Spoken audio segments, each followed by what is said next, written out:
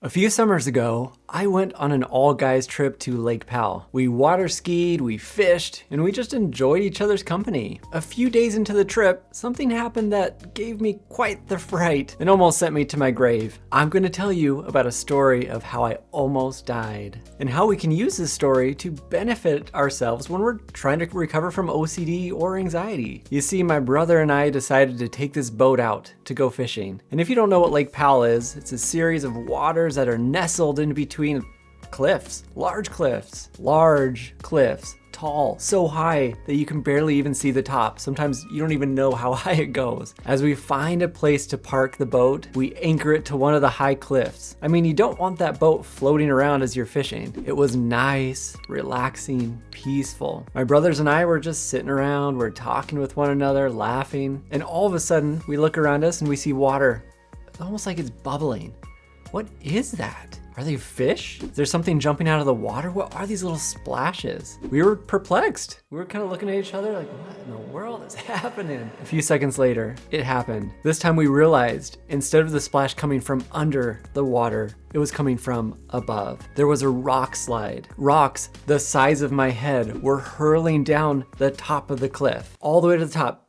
Boom, hitting the water so hard, it caused these big splashes. The next thing I know, a rock hurled right past my head, right into the boat. I could feel this quick rush of wind as it hits. Oh, I can still feel it, think it. Oh, I still have the emotions of it. It was huge. And if I were an inch to my side, there would be no question that it would have been my end. As we are scrambling to get out of this position, we realized we're still anchored to the wall. We couldn't just drive off. I quickly jumped out of the boat, grabbed the anchor while the rocks are still flying on the side of us.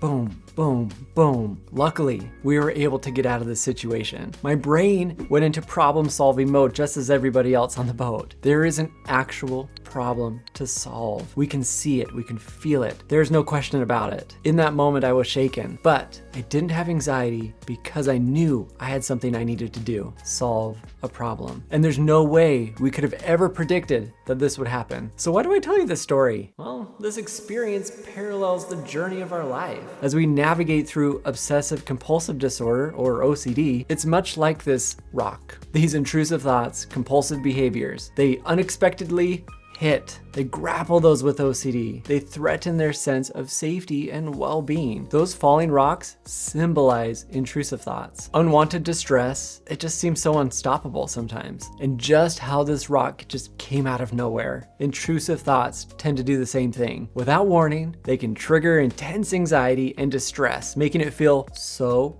absolutely real. What you're going through has got to be real. It's this reaction to dodge, get out of the way, fix it. But when we engage in those compulsive behaviors, it means that I'm reacting to a false threat because I don't see the big rock coming down to hit me. I don't actually see anything. I just have a what if, maybe a dread feeling. I don't know. So just in case, I'm going to do something about it. However, just as I survived this falling rock, it required discernment. What is a real threat? What is a false one? Do you think I needed to see these falling rocks and be like, you know what?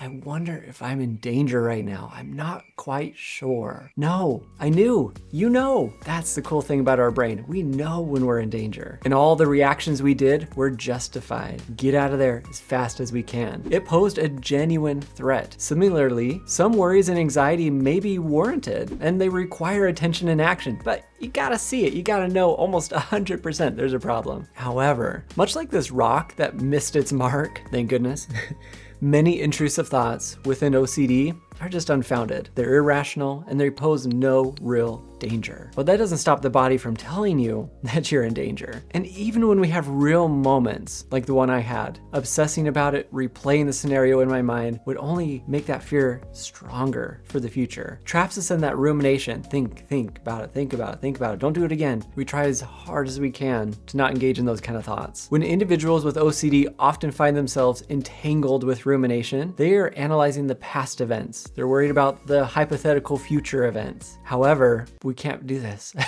Simple as that. It's fixating on a falling rock that isn't actually happening. And we can't change the outcome of what's happened in the past. When we use exposure and response prevention, the treatment for OCD, we are saying stay in the boat. Risk that a rock is going to fall.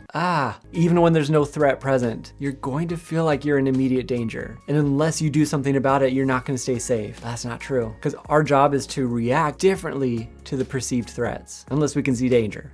This is why we use a lot of maybe, maybe not statements. Because I have a thought of something bad happening doesn't mean it's actually going to happen. And it doesn't mean it's not going to happen. That's why we say maybe, maybe not. We leave everything up to chance, which is why we use,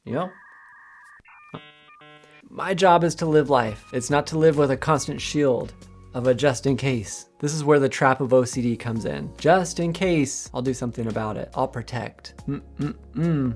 You might have to think about it for yourself. What are all the things you are doing to protect yourself when really the fear you have might be pretty unlikely? You might have to spend some time writing down all those fears, all those worries, all those compulsions that you're doing so you can be really aware of them. All those things that you're gonna start changing. Because if I use my situation as an example, someone might say, oh, I'm not going on that trip. I'm not getting on that boat. I'm gonna continue ruminating and think about all the problems that could happen while we're out here. Maybe they'll continue to ask for reassurance that everything is gonna be okay. If I lived my life this way, I would miss out on a lot of life experiences. And while I'm glad that rock didn't hit me, I'm happy that I took the risk to just live life. Because that's what it's all about, right? Enjoy, feel love, be kind, serve other people. This is where we are happiest. I'm curious for you what metaphorical rock you are avoiding every day. Let me know down in the comments. I know OCD treatment is not simple. That's why I created my Master Your OCD online course that teaches you step by step how to do this thing. It's got worksheets, videos. I love it. Go check it out. I'll put it down in the description. So the next time your brain says you are in danger, do a compulsion, do something about it, look around you. Any rocks falling from the sky? Anything happening? Nope. I'm willing to risk this one. I'm gonna live life no matter what's happening. And if I get it wrong, bummer. I get it wrong, but we gotta risk that. We have to. For more help with your OCD, there's some other videos here that you could be watching. Thank you so much for watching, and we'll see you next time.